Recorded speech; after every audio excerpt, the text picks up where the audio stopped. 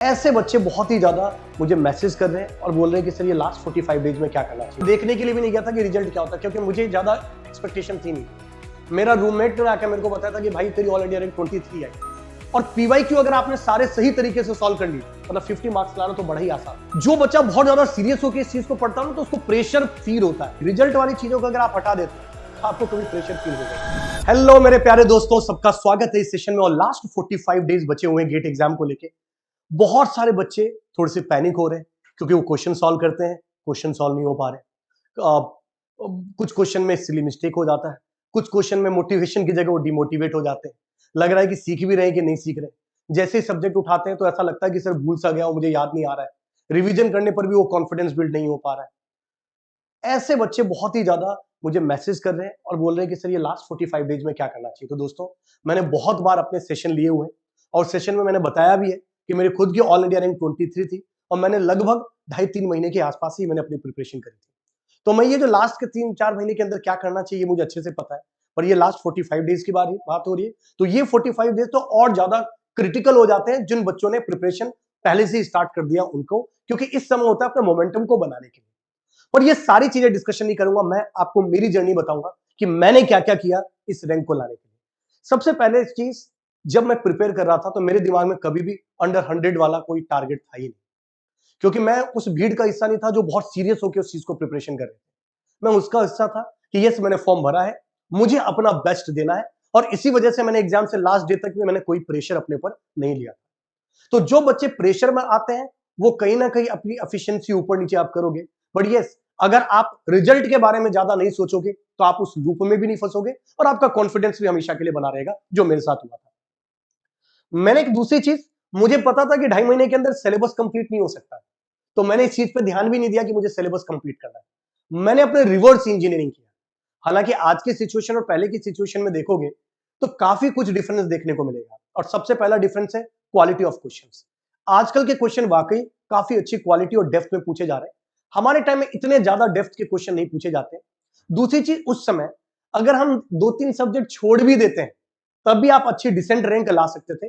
आज के डेट में किसी भी सब्जेक्ट को हम छोड़ नहीं सकते। अगर मेरी बात करूं मैंने दोस्तों, तो मैंने 2-3 सब्जेक्ट ऐसे थे जिसको मैंने टच भी नहीं किया था, पर स्टिल मेरी ऑल इंडिया रैंक 23 आई थी। क्या क्या अप्रोच मैंने डेवलप किया था? तो सबसे पहले, जैसे मैंने बोला, रिवर्स इंजीनियरिंग। मैंने थ्योरी नहीं पढ़ा क्योंकि थ्योरी पढ़ने में बहुत टाइम लग रहा था और मुझे कॉन्फिडेंस भी नहीं मिल पा रहा था। तो मैंने क्या किया, डायरेक्ट जंप किया पीवाईक्यू और क्वेश्चंस के ऊपर। मैंने क्या किया, मेरे अपने दोस्त से एक नोट्स लिया, और उसका नोट्स भी नहीं, वो एक्चुअली शॉर्ट नोट थे जिसमें उसने फॉर्मूले लिखे हुए थे। तो मेरा क्या अप्रोच रहता था, उस सब्जेक्ट का जो भी सब्जेक्ट उठा रहा हूं, मान लीजिए एक सब्जेक्ट मैंने ए सब्जेक्ट उठाया, तो उस ए सब्जेक्ट के सारे फॉर्मूला को सॉल्व कर लीजिए, और उस सब्जेक्ट के सारे फॉर्मूला को सॉल्व करने के बाद मैं आ जाता था सीधा पीवाईक्यू। अब ऑफ कोर्स इतने ज्यादा कंसेप्चुअल क्लियरिटी तो थी नहीं, तो ऑफ कोर्स कुछ पीवाईक्यू होंगे, कुछ पीवाईक्यू नहीं होंगे। जो मेरे से पीवाईक्यू सॉल्व हो जाता था वो तो सही था, और जो पीवाईक्यू मैं सॉल्व नहीं कर पाता था, मैं उसका अप्रोच देखता था कि उसको कैसे सॉल्व किया जाता है। राइट, अच्छा, उसके बाद मैं क्या करता था, उस पीवाईक्यू पर और किस तरीके के क्वेश्चन बन सकते हैं मैं उस पे ऊपर फोकस करता था। जैसे एक पीवाईक्यू मान लीजिए मैंने सॉल्व नहीं कर पाया, तो मैंने उसको सीखा पहले कि उसको कैसे सॉल्व करते हैं, और उसके बाद मैंने उसी पीवाईक्यू से मिलते जुलते और कितने तरीके के क्वेश्चन बनाए जा सकते हैं उस कंसेप्ट पर, मैंने वो चीज नोट्स को फॉलो किया या बुक को फॉलो किया। राइट, सिर्फ उस अप्रोच के लिए। इसी तरीके से दूसरे क्वेश्चन को उठाता था, उसका अप्रोच में भी सेम हो जाता था तो ठीक, तब भी देखता था और क्या वेराइटी के क्वेश्चन बन सकते हैं, और अगर नहीं होता था तो उस क्वेश्चन को तो सीखता ही था, साथ में उस क्वेश्चन से रिलेटेड और क्या क्या चीजें पूछी जा सकती है उस टॉपिक से रिलेटेड, उस चीज को मैं पूरा पढ़ता चला जाता था। ऐसे करके मेरा हर एक सब्जेक्ट में मेरा टाइम भी कम लगता था और क्वेश्चंस भी ज्यादा होते थे। इसके अलावा मैंने क्या अप्रोच किया था, कुछ सब्जेक्ट जो मुझे पता था कि पहले से मेरा, अच्छा, रैंक में एक चीज बहुत इंपॉर्टेंट रोल प्ले करता है, वो आपका एप्टीट्यूड लेवल, आपका आईक्यू लेवल। मेरे साथ एक चीज है कि जो चीज मैंने पढ़ी है उस नॉलेज को यूटिलाइज करके मैं क्वेश्चन को बहुत अच्छे तरीके से सॉल्व कर लेता था। आप ये कह सकते हो कि मेरा क्वेश्चन सॉल्विंग अप्रोच बहुत अच्छा था। मैं क्वेश्चन को पढ़ के किस तरीके से उसको अटेम्प्ट करना है, क्या डेटा दे रखा है, यूजफुल डेटा क्या है, यूजफुल डेटा नहीं क्या है, ये इंपॉर्टेंट था, मैं समझ लेता था। और इससे भी खास बात एक चीज थी मेरे अंदर, कि क्वेश्चन की एक लाइन को पढ़कर ये समझना कि क्वेश्चन करना भी है कि उस क्वेश्चन को छोड़ना है। ये सबसे बहुत बहुत इंपॉर्टेंट चीज थी। राइट, बहुत सारे लोगों को लगता है कि सारे ही क्वेश्चन सॉल्व करने, ऐसा नहीं होता है। कुछ क्वेश्चन आप छोड़ भी सकते हो, या क्रिकेट में भी तो होता है। आप ऐसा नहीं कि हर बॉल पे अगर सिक्स मारने की कोशिश करोगे तो आउट ही हो जाओगे। कुछ बाउंसर बॉल होता है, उसको डक भी करना होता है। तो आपको ये भी देखना होगा कि कौन से बॉल को हमें छोड़ना है, कौन से क्वेश्चन को हमें छोड़ना है। दूसरी चीज मैंने क्या किया, लगभग 6-7 सब्जेक्ट मैंने बहुत अच्छे से कर लिए थे कवर, मतलब इसी अप्रोच के साथ। और 2-3 सब्जेक्ट मैंने बिल्कुल ही गिव अप कर दिए थे कि ठीक है यार नहीं हो रहा है, बट हाँ थोड़ा बहुत अगर आता है आएगा तो मैं उस क्वेश्चन से सॉल्व कर लूंगा। जैसे उस समय एक सब्जेक्ट था माइक्रो प्रोसेसर, छोटा सब्जेक्ट है पर मेरे को बिल्कुल इंटरेस्ट नहीं था, मैंने माइक्रो प्रोसेसर में कभी पढ़ाई नहीं करी। बट एक रात पहले अब जो मेरा दोस्त था एक, वो आया जो जिसके नोट्स वोट्स मेरे पास थे, वो मेरे पास आया, बोला यार एक क्वेश्चन है माइक्रो प्रोसेसर का, बहुत ही डिफिकल्ट क्वेश्चन होता है, देखने में बहुत खतरनाक लगता है पर आंसर बड़ा आसान होता है। मैंने कहा तेरे को आता है? बोला हाँ। बोला सो जा, मेरे को नहीं करना है। अब उसे रह ही नहीं जा रहा, बड़ा चुल था उसके अंदर, फिर जगा रहा, अरे भाई सुनना, एक यार क्वेश्चन है, बहुत एक एक पेज का क्वेश्चन होता है पर एक लाइन में आंसर निकलता है। अब मुझे पता था कि वो सोने नहीं देगा बिना बताए, मैंने कहा बता भाई क्या होगा। तो वो मेमोरी इंटरफेसिंग का क्वेश्चन था और वाकई बहुत ही लेंदी क्वेश्चन होता है पर एक लाइन में सॉल्व हो जाता है। उसने मेरे को सिखा दिया, मैंने कहा बस हो गया। बोला हाँ। जब मैं एग्जाम देने के लिए गया तो 2 नंबर का मेमोरी इंटरफेसिंग का क्वेश्चन आया था जो मेरे सीधे, तो उसमें थोड़ा बहुत लक भी बहुत अच्छे से काम करता है, राइट। तो वो लक आप मान लो, राइट, किस्मत मान लो, अच्छी चीज थी कि वो 2 नंबर मेरे को फ्री पॉकेट के मिल गए और इस चीज के लिए आज मैं उसके एहसान मंद हूं इस चीज के लिए। इसके अलावा बहुत सारे सब्जेक्ट मैथमेटिक्स से और एप्टीट्यूड से लेना देना था। अगर आपका एप्टीट्यूड लेवल अच्छा होता है तो आप क्या करते हो, सब्जेक्ट के कंसेप्ट को कोरिलेट बहुत अच्छे तरीके से कर सकते हो, और वो सबसे ज्यादा जरूरी था और वही मेरा बहुत अच्छा खासा मेरी हेल्प करी। जैसे मैं आपको एक बताता हूं, एक क्वेश्चन था रेजिस्टेंस से रिलेटेड, ऐसा बना हुआ था, उसमें एक जगह ऐसे रेजिस्टेंस का सिंबल लगा हुआ था और एक जगह ऐसे रेजिस्टेंस का सिंबल लगा हुआ था, और मैंने आज तक कभी देखा नहीं था कि ये क्या मतलब है इन दोनों का। बट मैंने क्या किया, मुझे ये पता चल गया कि ऐसा है मतलब इंक्रीज हो रहा होगा, ऐसा है मतलब डिक्रीज हो रहा होगा। परसेंटेज और टोटल रिजल्टेंट में उसने क्वेश्चन पूछा था, मैंने एक को प्लस एक को माइनस में करके डेल्टा निकाल के मैंने सॉल्व किया, कुछ मेरा आंसर आ गया और मैंने उसको लगा भी दिया। और एग्जैक्टली मैंने उससे पहले कभी सॉल्व नहीं किया था, पर जब फाइनल आंसर किया है तो देखा मेरा वो आंसर भी सही था, पर उसका एक्चुअल अप्रोच वही होता है। तो आपको वहां पर अपने आईक्यू लेवल को यूज करना बहुत अच्छा है, और पीवाईक्यू अगर आपने सारे सही तरीके से सॉल्व कर लीजिए तो मुझे ऐसा लगता है कि 40-50% क्वेश्चन मतलब 50 मार्क्स लाना तो बड़ा ही आसान होता है। उसके बाद आपको हर एक क्वेश्चन के लिए आपको स्ट्रगल करना पड़ता है। मैंने भी स्ट्रगल किया था, आपको भी स्ट्रगल करना पड़ेगा, बट यस आप उस चीज को आसानी से कर सकते हो। अच्छा एक चीज और,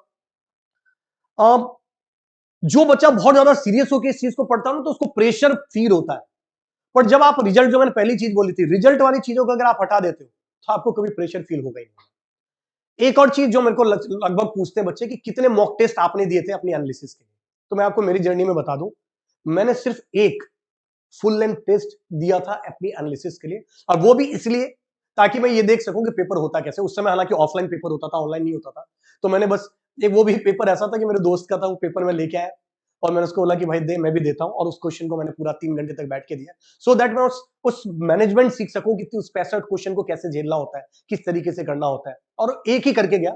उससे मेरे को काफी कुछ फायदा लगा कि मुझे एप्टीट्यूड पहले सॉल्व करना चाहिए, कि मुझे टेक्निकल पहले सॉल्व करना चाहिए, कैसे क्वेश्चन को छोड़ना है।